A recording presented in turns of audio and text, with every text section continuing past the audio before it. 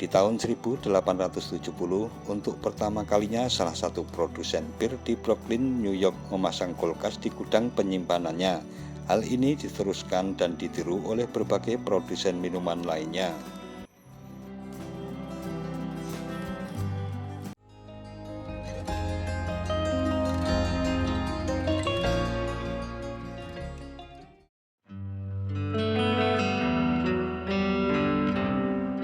Assalamualaikum warahmatullahi wabarakatuh, Mitra Dem TV. Sebelum kulkas ditemukan, dulu nenek moyang kita mengawetkan makanan dengan menggunakan suhu dingin alami dari alam. Orang Eropa khususnya karena memiliki salju mengawetkan makanan dengan membawanya ke danau-danau yang membeku. Ilmu mengawetkan makanan dengan suhu dingin memang sudah ditemukan dari ribuan tahun yang lalu. Diawali di dataran Cina sekitar tahun 1000 sebelum Masehi, di mana orang akan mencari es atau salju dan memasukkannya ke dalam rumah untuk mengawetkan makanan. 500 tahun kemudian ditemukan fakta bahwa orang Mesir dan India memiliki tradisi meletakkan air dalam mangkok-mangkok gerabah di luar rumah semalaman untuk mendapatkan air yang membeku atau es. Es ini kemudian mereka gunakan sebagai alat pengawet sajian. Tradisi ini dilakukan pula oleh orang Yunani juga Romawi.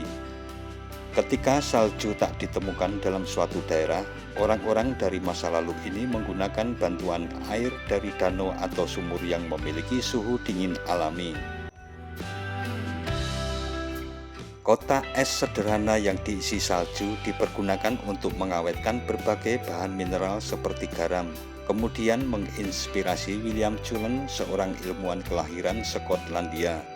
Di tahun 1784, Cullen yang menempuh pendidikan di Universitas Glasgow di bidang kimia, fisika, dan kedokteran melakukan eksperimen mesin pendingin sederhana. Cullen berhasil memastikan satu fakta ilmiah yang sudah dipraktikkan oleh nenek moyangnya, bahwa bakteri tak bisa berkembang di suhu dingin. Cullen kemudian melakukan percobaan, yaitu menggunakan pompa untuk menciptakan vakum parsial di atas sebuah tempat yang menampung dietil ether yang lantas dipanaskan.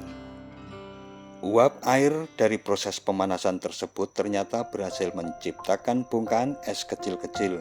Namun percobaan pertama yang berhasil ini belum dipatenkan apalagi dikomersialkan. Ilmu yang diwariskan Cullen akhirnya dikembangkan oleh banyak ilmuwan.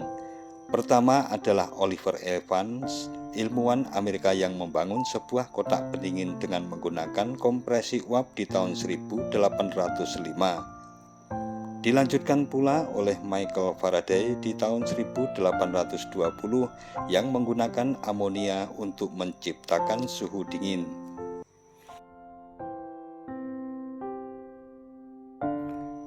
Dari seluruh ilmuwan yang mendedikasikan ilmunya untuk menciptakan mesin pendingin, justru Jacob Perkin lah yang mendapatkan hak paten.